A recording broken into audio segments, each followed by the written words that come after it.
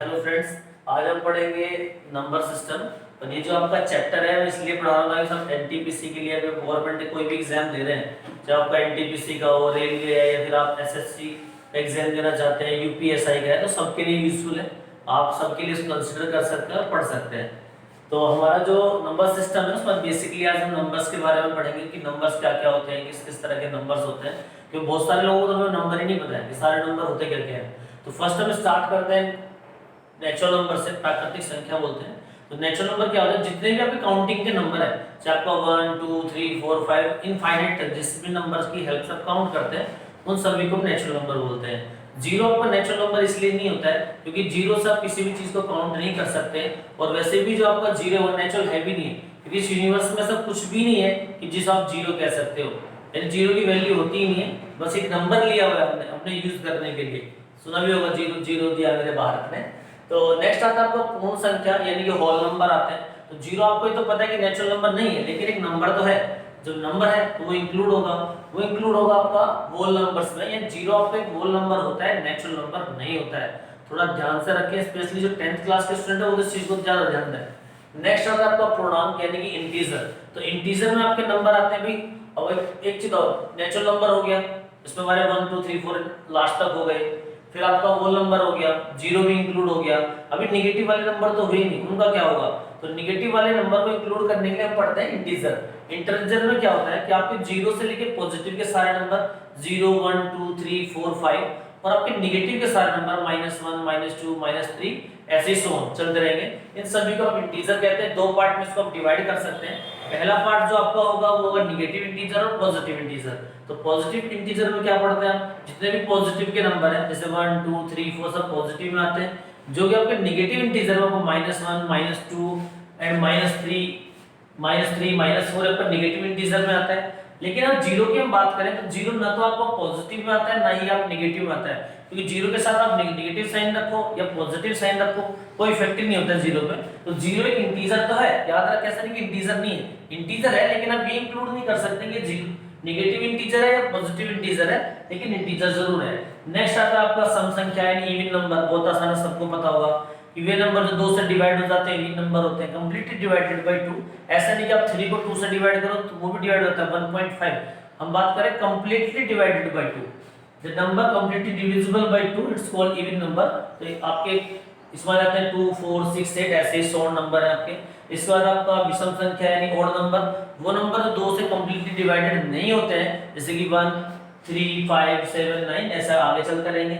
Next आपका आता है कंपोजिट नंबर यानी युग्म नंबर। और याद रखें ये एग्जाम में पूछा गया था एक बार, रेलवे के एनटीपीसी एग्जाम में था। युग्म नंबर भी और आपका ट्रायंगुलर नंबर भी, दोनों नंबर थे। उसमें आपको 4 ऑप्शन दिए हुए थे। जैसे आपको सपोज करो कोई ऑप्शन दे दे, आपको ऑप्शन दिया जाता है 1 2 3 4 और आपसे क्वेश्चन पूछा गया निम्न में से या इनमें से कौन सा युग्म संख्या है या फिर कौन सा कंपोजिट नंबर है, पूछा गया था। अब आपने कंपोजिट नंबर पढ़ा हो तो पता हो, तो उसके लिए करना क्या था, युग्म संख्या होती क्या है वो पता होना चाहिए। जिस संख्या के 2 या 2 से ज्यादा फैक्टर कर सकते हो वो आपकी कंपोजिट नंबर होता है। लेकिन कंपोजिट नंबर का ये भी है कि 1 को इस फैक्टर में आप इंक्लूड नहीं कर सकते हैं, क्योंकि अगर आप 1 के फैक्टर करें तो 1 के फैक्टर भी 2 या 2 से ज्यादा हो जाएंगे। अगर आप 2 के फैक्टर करते हैं तो 2 के फैक्टर भी 2 हो जा रहे हैं, 2 फैक्टर हो गए हमारे पास। अगर हम 3 का फैक्टर करते हैं तो 3 × 1 इसके भी 2 फैक्टर हो गए। और कंडीशन ये है कि जिस संख्या के 2 या 2 से अधिक, तो कंडीशन फुलफिल हो जाती है। लेकिन मैंने आपसे भी क्या 1 को फैक्टर में इंक्लूड नहीं करते हैं, इसका मतलब 1 2 3 कंपोजिट नंबर नहीं है।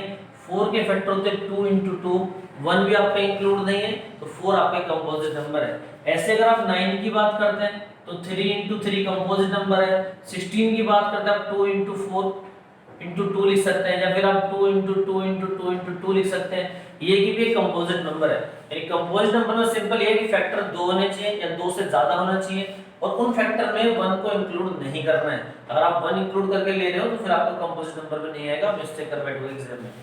नेक्स्ट आता है हमारा ट्रायंगुलर नंबर। ट्रायंगुलर नंबर भी एनटीपीसी एग्जाम में पूछा गया था। लास्ट एनटीपीसी एग्जाम में 2015 में आपने इसके फॉर्म भरे थे और कई साल आपने वेट किया, उसका एक क्वेश्चन है। तो ट्रायंगुलर नंबर में क्या है 1 3 6 10 15 21। अब बात ये है कि सीरीज को याद कैसे रखें।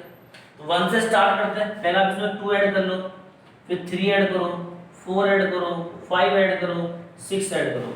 यानी कि आप 1 में जब 2 ऐड करते हैं 3 आएगा, 3 में आप 3 ऐड करते हैं तो 6 आएगा, और 6 में आप 4 ऐड करते हैं 10, 10 में 5 ऐड करेंगे 15, और 15 में 6 ऐड करेंगे 21। और उस एग्जाम में जो क्वेश्चंस दिए गए थे उसमें आंसर था 15, मुझे अभी भी याद है 15 उसका आंसर था। आप कैसे याद कर सकते हो? आप डॉट तो लगाना जानते हो ना, सिंपली, कोई टेंशन नहीं। आप ट्रायंगल बनाने की कोशिश करो। पहला नंबर 1 2, उसको हम ट्रायंगल बनाएंगे, ट्रायंगल नहीं बिगड़ना चाहिए हमारा। फिर 3 डॉट, नेक्स्ट कितना लगाओगे? 1 2 3 4। तो आप ऐड क्या कर रहे हो? देखो पहले आपने 2 ऐड किया, इसके बाद आपने 3 ऐड किया, इसके बाद आपने 4 ऐड किया, और आप बना क्या रहे थे? आप ट्रायंगल ही तो बना रहे हैं। तो यही आपके ट्रायंगुलर नंबर है, इसको आप ऐसे याद रख सकते हो सिंपली, इसमें कोई बड़ी चीज नहीं है। नेक्स्ट आता है आपका अभाज्य संख्या, और इसका एग्जाम में बहुत बड़ा हो गया, टॉपिक भी काफी बड़ा है। अभाज्य संख्या, या फिर इसको एग्जाम में रूट संख्या के नाम से पूछता है, या फिर प्राइम नंबर आप इंग्लिश में कहते हैं। तो ये होते क्या है? ये वो नंबर है जिसको आप या तो 1 से डिवाइड कर सकते हो, या फिर सेल्फ खुद से ही वो डिवाइड हो सकता है नंबर, वो किसी और से डिवाइड नहीं हो सकता है। ऐसे नंबर को आप प्राइम नंबर बोलते हैं, यानी इनका फैक्टर नहीं कर सकते। अगर फैक्टर करोगे भी तो खुद संख्या और 1 के साथ मल्टीपल में लिख सकते हो, बस, उससे ज्यादा कुछ नहीं कर सकते इसमें। तो एग्जांपल के लिए क्या है? 2 3 5 7 11 13। देखो कैसे, अगर आप 1 को लेते हैं तो 1 के तो बहुत सारे फैक्टर कर सकते हो, तो याद रखिए 1 तो आपका प्राइम नंबर होता ही नहीं है। तो नेक्स्ट अगर हम बात करते हैं 2 की, 2 के लिए अगर 2 को या तो आप 2 से डिवाइड कर सकते हो, या फिर आप 1 से डिवाइड कर सकते हो, और किसी से डिवाइड नहीं कर सकते। कंडीशन फुलफिल हो रही है, या तो खुद से होगा डिवाइड, या फिर 1 से डिवाइड होगा। ऐसे आपका 3 है, 3 को 3 से डिवाइड कर सकते हो, 1 से कर सकते हो। अगर आप 4 को देखो तो 4 आपका 1 से भी डिवाइड होता है, 2 से भी डिवाइड होता है, 4 से भी डिवाइड होता है। इसका मतलब कि ये अभाज्य संख्या नहीं है, ये प्राइम नंबर नहीं। तो प्राइम नंबर है क्या? बेसिकली प्राइम नंबर वो है जो तो खुद से डिवाइड होते हैं या फिर 1 से डिवाइड होते हैं, उन्हीं को प्राइम नंबर में इंक्लूड करते हैं। तो नेक्स्ट देखते हैं, अगर आपसे एग्जाम में पूछ ले कि सबसे छोटा प्राइम नंबर कौन सा है, ये सबसे छोटी अभाज्य संख्या, तो सबसे छोटी जो अभाज्य संख्या होती है वो 2 होती है, और लोग डाउट में आके 1 लगा देते हैं, ये गलती आप मत करना। और नेक्स्ट ये भी है, अगर आपसे पूछे सबसे छोटी समअभाज्य संख्या, अगर आपसे पूछ लिया जाता सबसे छोटी समअभाज्य संख्या, तो ये भी 2 ही है, यानी कि smallest even prime number is 2, smallest even prime number is 2। और इसके बाद जितनी भी आपकी सम संख्याएं हैं, कोई भी संख्या प्राइम नंबर नहीं होती है, यानी केवल एक ए ही इवन नंबर अकेला है जो प्राइम में आप इंक्लूड करते हैं अभाज्य संख्या में। इसके बाद जितने भी नंबर हैं आपके प्राइम नंबर, सारे के सारे ओड नंबर होते हैं, इवन नंबर होता ही नहीं है, सभी विषम संख्याएं होती हैं। तो नेक्स्ट याद करने के लिए ये याद रख सकते हो दो चीजें, 1 से 10 तक कितनी अभाज्य संख्या होती है? 1 से 10 तक 25 अभाज्य संख्या होती है। 1 से 50 तक कितनी अभाज्य संख्या होती है? तो 1 से 50 तक जो अभाज्य संख्या होती है 15 होती है। ये याद रखने के लिए आप याद रख सकते हैं। तो नेक्स्ट क्वेश्चन क्या आता है एग्जाम में हमारे लिए, जो एग्जाम में क्वेश्चन देगा, यदि दो अभाज्य संख्याओं का योग 13 हो, यानी आपको क्वेश्चन दिया गया है if sum of two prime number is 13 then find those numbers, यानी उन संख्याओं को ज्ञात करें। अब ऐसी कंडीशन में बेसिकली बंदा करता क्या है, अब नेक्स्ट वाले से क्वेश्चन पढ़े ज्यादातर वो करता है कि पहला लो मान लेता है कि माना जो पहली संख्या x है और दूसरी y है, x plus y equal to कितना हो जाएगा 13, यानी इक्वेशन एक हो गई और अननोन हमारे दो हो गए। और अगर एक इक्वेशन है और दो अननोन है तो आप क्या कर सकते हैं, आप इसे नहीं कर सकते। तो एक इक्वेशन में दो अननोन आ रहे हैं, आप सॉल्व नहीं कर सकते, क्या करें बंदा कांट डिटरमाइन लिख के चला आएगा। तो आप कैसे नहीं करना, आपको कंडीशन याद रखनी है। अगर आपको एक छोटी सी कंडीशन याद हो कि यदि दो अभाज्य संख्याओं का योग, यानी if sum of two prime number is odd number, यानी अगर आपको इतना पता है कि यदि दो अभाज्य संख्याओं का योग एक विषम संख्या है तो वहां एक संख्या 2 हमेशा होती है। मैं लिख भी देता हूं याद रखने के लिए बाद में, दो अभाज्य संख्याओं का योग विषम संख्या हो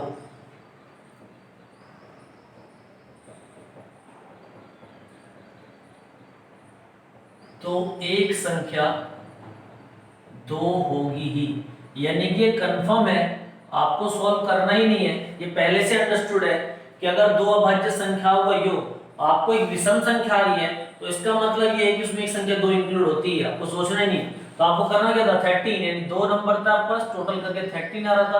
तो एक तो आपको कंफर्म पता चल गया कि एक नंबर तो 2 है, ये सोचना नहीं है, एक 2 है। तो दूसरा कितना हो जाएगा, बहुत सिंपल है, 13 - 2 यानी कि 11 हो गया। नेक्स्ट क्वेश्चन क्या है, यदि दो अभाज्य संख्याओं का योग 30 है, यदि दो अभाज्य संख्याओं का योग 30 है तथा एक संख्या दूसरे से 4 अधिक संख्या ज्ञात करें। यानी क्वेश्चन आपको ये दिया गया कि sum of two prime number is 30। आपको ये पता है कि 30 जो है वो आपका ओड नंबर नहीं होता है, यानी विषम संख्या नहीं है। तो ये क्लियर है कि जो ऊपर वाला मैंने आपको बताया ये लॉजिक इस पे फॉलो नहीं होगा। तो एग्जामिनर को क्या करना पड़ेगा, आपको एक सेंटेंस और बढ़ा के क्वेश्चन में देना पड़ेगा, नहीं तो इसके बिना क्वेश्चन सॉल्व नहीं कर सकते। अब आपकी कांट डिटरमाइन वाली कंडीशन आ सकती थी। तो देखा, तथा एक संख्या दूसरे से 4 अधिक है, तो संख्या ज्ञात करें। तो अब आपका सिंपल क्वेश्चन हो गया, इसमें कोई लॉजिक नहीं है, आप सिंपली से क्वेश्चन करते हैं कि एक नंबर आपने x मान लिया, दूसरा 4 अधिक है, x + 4 हो गया।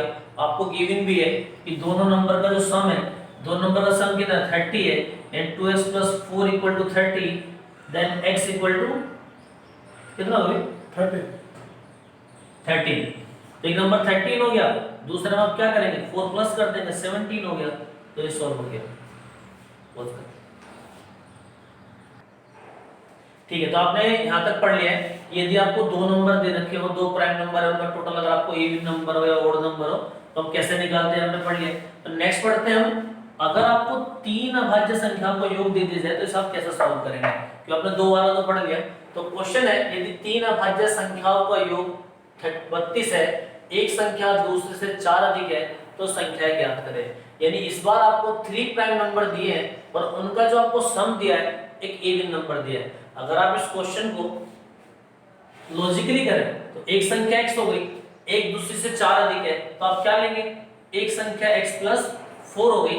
तो नेक्स्ट आप क्या लेंगे, नेक्स्ट आप संख्या लेंगे y, क्योंकि आपको तीसरी संख्या तो पता नहीं है। तो फिर आप क्या करेंगे, तीनों नंबर का सम करेंगे, तीन नंबर का सम करेंगे 32। तो आपके पास जाएगा 2x + y = 32, 4 इधर प्लस का उधर जाके माइनस हो जाएगा, देन 2x + y = 32 - 4 28।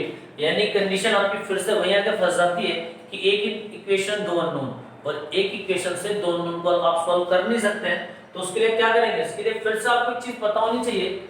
अगर आपको सिंपली एक छोटी सी लाइन पता है तो आप कर सकते हैं। वो लाइन है क्या, यदि तीन अभाज्य संख्याओं का योग, यदि तीन अभाज्य संख्याओं का योग एक सम संख्या हो, यानी if sum of 3 prime number is an even number, सम संख्या हो तो एक संख्या 2 होगी ही। यानी कि ये कंफर्म है, यदि आपके कोई भी 3 प्राइम नंबर दे रखे हैं और उनका सम एक इवन नंबर हो, उन 3 प्राइम नंबर का सम एक इवन नंबर हो, तो एक कंफर्म है कि वहां एक संख्या 2 होती ही है। तो एक तो आपको मिल गई, दो का आपको रिलेशनशिप दे रखा है, तो आपको इजीली सॉल्व कर सकते हैं। एक आपने x मान ली, दूसरी ज्यादा हो गई, तीसरी आपको पता है कंफर्म है कि संख्या 2 ही होगी, और आपको ये भी पता है कि तीनों नंबर का जो सम है वो कितना है, 32 है। ये 2x + 6 = 32, then 2x = 32 - 6, then 2x = अगर 32 से 6 माइनस करते कितना हो जाएगा, 26, देन x = 13। तो 2 आपको मल्टीप्लाई में तो डिवाइड में चला जाएगा, फिर 26 / 2 आपका 13 आ गया। तो आपको क्लियर हो गया कि एक नंबर तो आपका 13 हो गया, जो आपने x माना था वो 13 हो गया। एक नंबर x + 4 था, ये 13 + 4 17 हो गया। एक नंबर आपको कंफर्म था, पहले से क्लियर था यहां से, तो ये नंबर आपका 2 हो गया। नेक्स्ट क्या है, नेक्स्ट पढ़ते हैं परस्पर अभाज्य गुणनखंड, यानी कि को प्राइम नंबर, यानी ऐसे नंबर जो परस्पर में अभाज्य हो, यानी आपस में एक दूसरे को डिवाइड ना करते हो, नंबर 1। दूसरा, उनका कोई कॉमन फैक्टर भी नहीं होना चाहिए। अगर कोई ऐसे दो नंबर आपके पास हैं जिनका आपके पास कोई कॉमन फैक्टर नहीं है, एक दूसरे को डिवाइड भी नहीं करते हैं, उनका हम बोलते हैं कोप्राइम नंबर। अब इसका यूज क्या है, जब एलसीएम एचसीएफ चैप्टर पढ़ते हैं तो इसका बहुत सारा यूज है। कई बार क्वेश्चन देता है कि दो संख्याओं का एलसीएम कितना है, एचसीएफ कितना है, तो ऐसे कितनी संख्याओं के जोड़े हो सकते हैं, तो इसका जो पॉसिबल आंसर है वो आप कोप्राइम नंबर की हेल्प से ही निकालते हैं। तो ये टॉपिक हम पढ़ लेते हैं, फिर एलसीएम एचसीएफ में हमारे लिए हेल्प भी करेगा। अगर हम ले 2 और 4, तो 2 और 4 आपस में एक दूसरे को डिवाइड करते हैं, इसका मतलब है ये कोप्राइम नंबर नहीं हो सकते हैं। अगर हम ले 3 और 4, 3 और 4 आपस में एक दूसरे को डिवाइड नहीं करते हैं, तो ये भी आपका कोप्राइम नंबर होगा। अगर हम नेक्स्ट ले लेते हैं 2 और 12, तो 2 से 12 डिवाइड हो जाता है, ये भी नहीं होगा। अगर हम नेक्स्ट ले लेते हैं 6 और 9, 6 और 9 एक दूसरे को डिवाइड नहीं करते हैं, लेकिन इन दोनों का एक कॉमन फैक्टर है। तो आप ध्यान रखें, ऐसा ना हो कि तो आप देख ले 6 और 9 एक दूसरे को डिवाइड नहीं करते हैं तो कोप्राइम नंबर हो गया, ऐसा नहीं है। 6 और 9 एक दूसरे को डिवाइड तो नहीं करते हैं, साथ में दूसरी कंडीशन भी थी कि इनका आपस में कोई भी कॉमन फैक्टर नहीं होना चाहिए, लेकिन इन दोनों का कॉमन फैक्टर 3 है। 3 से 6 भी डिवाइड होता है, 9 भी डिवाइड होता है, इसका मतलब है ठीक से याद रखें ये भी आपका कोप्राइम नंबर नहीं है। तो कोप्राइम नंबर के कुछ जोड़े मैं आपको लिख देता हूं। फॉर एग्जांपल जैसे 1 और 2, 1 के साथ आप किसी को भी कोप्राइम नंबर बना सकते हो, चाहे वो कोई भी नंबर हो, चाहे वो इवन नंबर हो, ऑड नंबर हो, प्राइम नंबर हो, 1 के साथ आप कुछ भी रखो वो कोप्राइम नंबर में इंक्लूड हो जाएगा। और क्या हो सकता है, जैसे 2 के साथ आप 7 ले लीजिए, 3 के साथ अगर आप 11 लेते हैं, 13 के साथ 17, 23 के साथ 33, तो सभी नंबर जितने मैंने लिखे हैं सभी आपस में कोप्राइम नंबर है। उसका मतलब ये परस्पर यानी आपस में कोप्राइम, एक दूसरे को डिवाइड ना करते हो। कुछ लोग ये भी सोचते हैं कि कोप्राइम नंबर का मतलब ये है कि दोनों नंबर प्राइम नंबर ही होने चाहिए, कि 3 और 7 इंडिविजुअली प्राइम नंबर है तब ये कोप्राइम होंगे, ऐसा नहीं है। ऐसा कई जगह देख भी सकते हैं, देखिए 4 आपका प्राइम नंबर नहीं होता लेकिन कोप्राइम नंबर में इंक्लूड हो रहा है। कि कोप्राइम नंबर की कंडीशन ये नहीं है कि दोनों नंबर प्राइम नंबर हो, उसकी कंडीशन ये है कि आपस में एक दूसरे को डिवाइड ना करते हो, बस इतनी सी कंडीशन है, उनका कोई कॉमन फैक्टर भी ना होता हो। तो नेक्स्ट टॉपिक की तरफ चलते हैं। तो नेक्स्ट है हमारा अभाज्य गुणनखंड। तो प्राइम फैक्टर्स पढ़ रहे हैं, और अगर मैं थोड़ा फास्ट पढ़ा रहा हूं तो आप वीडियो को रिवाइंड कर करके पॉज कर करके बार-बार देख सकते हो पीछे का। तो अभाज्य गुणनखंड में आपको क्या होता है, प्राइम फैक्टराइजेशन में छोटा सा क्वेश्चन लेते हैं। सपोज करो आपने लिखा 12, तो 12 में देखते हैं 12 के कितने फैक्टर होते हैं। सिंपली फैक्टर निकालना, आप भूल जाओगे प्राइम फैक्टर पढ़ रहे हो। तो 2 के फैक्टर होते हैं 2 to the 4 3 to the 12, 2 दूनी 4 के बाद, यानी सिंपली आप कह सकते हैं कि 3 गुणनखंड हो गए, यानी कि 3 फैक्टर हो गए। इसके फैक्टर ऐसे भी लिख सकते थे 4 into 3, तो 2 गुणनखंड हो गए, तो 2 फैक्टर हो गए। अब बात ये कि हम प्राइम फैक्टर में किसको इंक्लूड करें, इस वाले को इंक्लूड करें, इस वाले को इंक्लूड करें। तो प्राइम फैक्टर के लिए जरूरी ये है कि आप वही नंबर लिखें जो आपके स्मॉलेस्ट नंबर हो, यानी कि जिसमें सारे के सारे नंबर प्राइम नंबर हों, आप उसी को प्राइम फैक्टर में इंक्लूड करते हैं। ये प्राइम फैक्टर, ये फैक्टराइजेशन तो हो सकता है, ये फैक्टर तो हो सकते हैं, लेकिन ये प्राइम फैक्टर नहीं हो सकते हैं, क्योंकि इसके अंदर 4 जो है, 4 आपका एक इवन नंबर है, तो 4 आपका एक प्राइम नंबर नहीं है, तो आप 4 को इंक्लूड, ये वाला इंक्लूड नहीं करेंगे। ये फैक्टर तो हो सकता है, पॉसिबल फैक्टर है, लेकिन ये प्राइम फैक्टर नहीं हो सकता है। एक चीज हो, अगर आपको कहीं पे एग्जाम क्वेश्चन दे 13, आपने लिखा 13 into 1, तो आप क्या लिखेंगे, आप लिख देंगे कि भाई 2 प्राइम फैक्टर हो गए इसके, आपको क्लियर दिखाई भी दे रहा है कि 2 प्राइम फैक्टर हो गए। लेकिन आप ये बताइए, एक बात सोचो कि 1 आपका प्राइम नंबर होता है, नहीं होता है, तो 1 आपका जब प्राइम नंबर में इंक्लूड ही नहीं होता, तो फिर आप 2 प्राइम फैक्टर लिखेंगे कैसे, यानी आपको केवल एक ही लिखना पड़ेगा। यानी कि 13 का जो फैक्टर करेंगे, 18 जैसे दिख रहा है, ये 13 है, 13 का अगर आप फैक्टर करेंगे तो आपका एक ही गुणनखंड आपको मिलेगा, प्राइम फैक्टराइजेशन। अब थोड़ा क्वेश्चन को बड़ा कर लेते हैं, सपोज करो 18 है, 18 का आप क्या ले सकते हो, 3 into 2, 3 3 9 2 18, तो आपके कितने फैक्टर हो गए, इसके भी आपके 3 गुणनखंड हो गए, यानी कि इसके भी आपके हो गए 3 प्राइम फैक्टर हो गए। अगर आपको 12 into 18 दिया जाता तो आप क्या करते, 2 to the 4 3 जा 12, 18 के लिए 3 into 3 into 2, यानी दोनों आपने इंक्लूड कर लिए एक साथ, तो कितने हो गए, टोटल 6 गुणनखंड हो गए, यानी आपके 6 प्राइम फैक्टर हो गए, 6 अभाज्य गुणनखंड हो गए।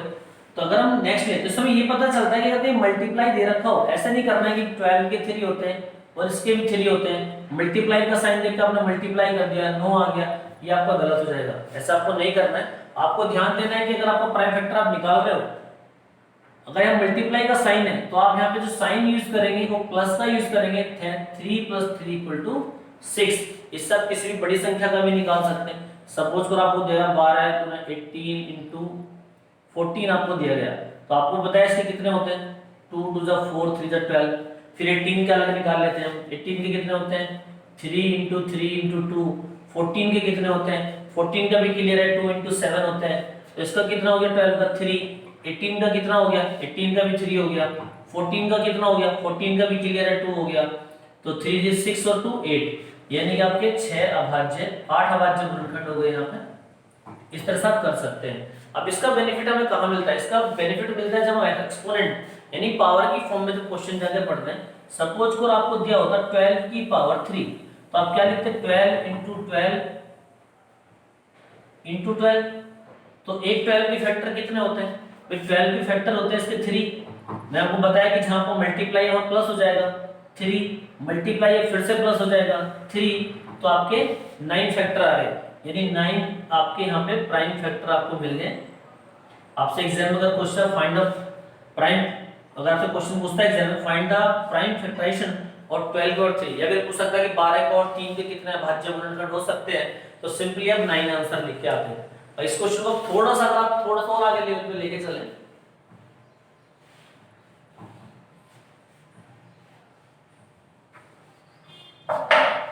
अगर हम लेते हैं 12 की पावर 13, तो आपको अब ऐसे लिखना तो बड़ा डिफिकल्ट हो जाएगा। अगर आपको 12 को 13 टाइम्स आप मल्टीप्लाई करके लिखें तो बहुत डिफिकल्ट है। सिंपली आपको करना क्या है, आपको 12 के फैक्टर देखने हैं। 12 के फैक्टर कितने होते हैं, 3 होते हैं। फिर 12 को आपको क्लियर है, 2 × 2 × 3 हो गया, 3 प्राइम फैक्टर होते हैं 12 के। सिंपली आपको पावर से मल्टीप्लाई कर दें बस, तो ये हो गया आपके 39 प्राइम फैक्टर हो गए, यानी 39 अभाज्य गुणनखंड हो गए आपके। अगर आप नेक्स्ट क्वेश्चन ले 12 की पावर 2 × 18 की पावर 5, अगर हमारे पास ये क्वेश्चन होता तो हम क्या करते हैं, तो हम 12 के निकाल लेंगे। 12 के 3 होते हैं, दो बार में कितने हो जाएंगे, 6 हो गया। नेक्स्ट देखते हैं 18 के। 18 का आपको पता है कि 2 × 3 × 3, तो 3 हो गए। मैंने आपसे कहा कि पावर से मल्टीप्लाई कर लो, तो कितना हो जाएगा, 5 3 × 15। हाँ, ये ऐसे लिखा, लिख दे तो फिर ऐसा ना आप कंफ्यूज हो जाओ फिर से। तो 3 हो गए और ये हमने इसको पावर से यहाँ लगे मल्टीप्लाई कर दिया। या सिंपली आपको पहले देखने आपको जो बेस डिजिट है उसके कितने फैक्टर हैं, फैक्टर लिखते हैं, उसकी पावर से उसको मल्टीप्लाई कर देते हैं। तो इसके हो गए 15। मैं आपको बताया भी जहाँ मल्टीप्लाई का साइन होगा ये आपका साइन कन्वर्ट होता है प्लस में। ऐसा ना हो कि आप मल्टीप्लाई कर दें, तो आपके जो फैक्टर हो गए वो हो गए 21 अभाज्य गुणनखंड, यानी 21 प्राइम फैक्टर होंगे, और ये आपको क्लियर होना चाहिए। नेक्स्ट है, अगर आपको क्वेश्चन दिया जाता है 12 की पावर 8 × 13 की पावर 1 × 17 की पावर 2 × 8 की पावर 12। सपोज कर आपको क्वेश्चन दिया गया और इस क्वेश्चन में आगे लिखा गया कि इस पूरी इक्वेशन के अभाज्य गुणनखंड ज्ञात करें, अभाज्य गुणनखंड ज्ञात करें। अगर आपको इस तरह से देता है तो आप क्या करेंगे, सबका अलग अलग निकालेंगे। 12 के कितने होते हैं, अभी हमने पढ़ा था थोड़ी देर पहले कि 12 के जो फैक्टर होते हैं, 12 के फैक्टर होते हैं 2 × 2 × 3, ये 3 फैक्टर होते हैं। तो 3 × 8। अब 13 के देखते हैं, 13 का हो जाएगा 13 × 1। ये आपको क्लियर बता चुका हूं, 1 को आप इंक्लूड करेंगे नहीं, तो जब आप 1 को इंक्लूड करेंगे नहीं तो 13 के फैक्टर कितने होंगे, आपको एक ही फैक्टर लेना पड़ेगा, 13 का 1। फिर 17 को देखते हैं, 17 को आप क्या ले सकते हो, 17 की पावर 2 है, तो 17 को आप लिख सकते हो 17 × 1। 1 को यहाँ भी इंक्लूड नहीं करेंगे, आपको 17 का भी एक ही हुआ, एक, लेकिन पावर 2 है तो हमें पता है कि हमको पावर से मल्टीप्लाई करना होता है, पावर से मल्टीप्लाई कर दिया। नेक्स्ट है हमारे पास 8 के फैक्टर कितने होते हैं, 8 के फैक्टर देख लेते हैं, 2 × 2 = 4 × 8, तो ये आपके 3 फैक्टर हो गए, 1 2 3। फिर हम क्या करते हैं, पावर से मल्टीप्लाई कर लेते हैं, ये भी हो गया। आपको ये भी पता है कि जो मल्टीप्लाई का साइन है ये हमारे प्लस में कन्वर्ट होते हैं। अगर आप मिस्टेक करोगे तो यही करोगे, कोई मिस्टेक आप करोगे नहीं एग्जाम में कि आप मल्टीप्लाई को मल्टीप्लाई कर दोगे वहां पे। तो ये हो गया 3 8 24 + 1 + 2 + 36। 24 और 1 25 2 27, तो 27 प्लस 36 और ये कितना होगा पास 63, तो इसमें आपके 63 अभाज्य गुणनखंड होंगे। तो ये भी क्लियर होगा मल्टीप्लाई वाला। नेक्स्ट क्वेश्चन किस में दे सकता है? नेक्स्ट क्वेश्चन आपको डिवाइड में दे सकता है। हो सकता है कि आप सोच डिवाइड करना, डिवाइड में क्वेश्चन पूछ ले, मल्टीप्लाई पूछेगा या डिवाइड। तो डिवाइड में अगर क्वेश्चन देता है, सपोज करो आपको दिया गया 12 की पावर 5 अपॉन 6 की पावर 7 और आपसे पूछा गया इस क्वेश्चन में कि इस क्वेश्चन के आप अभाज्य गुणनखंड ज्ञात करें। तो ऐसे क्वेश्चन के जब आप अभाज्य गुणनखंड ज्ञात करेंगे तो आपको सेम वही करना है, कुछ भी डिफिकल्ट नहीं है। बस आपको इतना ध्यान रखना है कि जहां आपको मल्टीप्लाई था वो आपका प्लस में कन्वर्ट हुआ था, तो जो आपका डिवाइड है वो माइनस में कन्वर्ट होगा, सिंपली बस इतना। तो 12 की पावर 5, तो 12 के तो 3 होते हैं, आपने थोड़ी पहले निकाल के देख चुका हो कई बार, 2 × 2 × 3। ऐसे में बार-बार 12 इसलिए ले रहा हूं आपको समझाने के लिए, ऐसा नहीं कि आप नंबर 12 से ही सॉल्व करोगे, एग्जाम में 12 आएगा और कोई नंबर भी हो सकता है। तो इसके तो 3 हो गए, 1 2 3 3 पावर से मल्टीप्लाई करते हैं। ये 6 के फैक्टर कितना होता है? 2 3 6, 2 इसके हो गए, तो 2 × 7, तो 5 3 15, 7 2 14। अब आपको अगर ऐसा नंबर आ जाए तो आप डिवाइड करके मत सॉल्व कर देना, क्योंकि आप बेसिकली पढ़ते हैं डिवाइड का साइन हो तुरंत डिवाइड करो निकल जाओ, तो आप ये मत करना। आपको बस इतना याद रखना है कि जहां हमारा मल्टीप्लाई होता था वो प्लस में कन्वर्ट होता था, जो डिवाइड होगा वो माइनस में कन्वर्ट होगा, यानी ये आपको स्पेशली याद रखना है। इस क्वेश्चन करते हैं तो आप क्या करेंगे? 15 माइनस 14 इक्वल टू 1, यानी इसका केवल एक ही प्राइम फैक्टर होगा, बस, और ज्यादा होगा ही नहीं। तो नेक्स्ट क्वेश्चन देख लेते हैं। सपोज करो आपको तो दिया गया 512 की पावर 36 इंटू 13 की पावर 42 डिवाइड बाई 22 की पावर 8। आपको क्वेश्चन दिया गया और क्वेश्चन पूछा गया कि इसके आप अभाज्य गुणनखंड ज्ञात करें।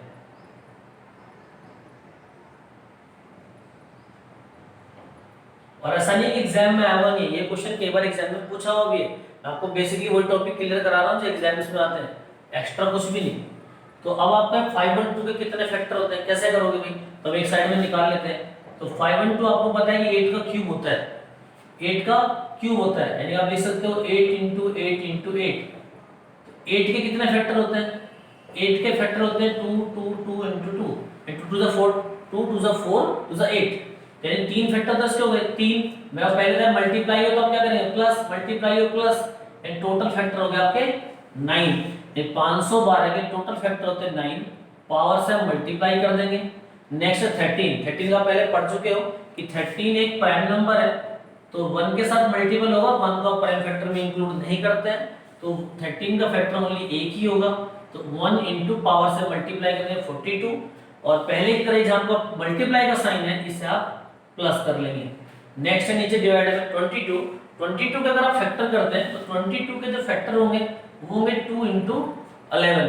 ये 2 × 11 22 दो फैक्टर हो गए, 2 × पावर से हम मल्टीप्लाई कर देंगे 8।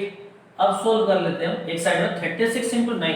अगर आप 36 को 9 से मल्टीप्लाई करते हैं तो कितना आएगा? सिंपली आप इसको 10 से मल्टीप्लाई कर लो तो 360 में से 36 माइनस कर लो, कितना हो जाएगा? 324। तो 3 2 4 प्लस ये हो गया 42, 8 2 16, ऊपर वालों को पहले ऐड कर लेते हैं, 4 और 2 6 6 3 16। अब मैं आपसे फिर से याद दिला रहा हूं कि आप डिवाइड मत कर देना, ऐसा ना हो कि आप फिर से डिवाइड कर दो कि नहीं हम तो डिवाइड पढ़ा तो डिवाइड ही करेंगे, ऐसा नहीं करना है। आपको माइनस करना होता था, -16 यानी कि 350। मैं इधर लिख देता हूं -16 = 350, ये 350 इसके अभाज्य गुणनखंड होंगे। तो ये आपका कंप्लीट हो गया अभाज्य गुणनखंड।